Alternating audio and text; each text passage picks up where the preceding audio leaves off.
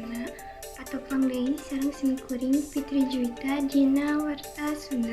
Di dieu simkuring bade ngabeberkeun warta budugna Rejeng 4 kecamatan di Ciamis 2 Mei 2024.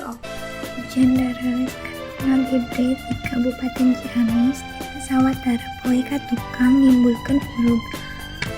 Longsor lumangsung di 4 kecamatan nyaeta Ciheurdeuti, Sidangkasih, Cikoneng, jeung Panumbangan. Balukar ti nagara Pancana, puluhan imah retak sarta rubuh.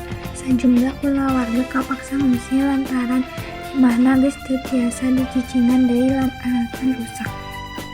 Sakitu wae warta anu katiasa kasanggakeun ku simkuring. Hatur nuhun. Wassalamualaikum warahmatullahi wabarakatuh.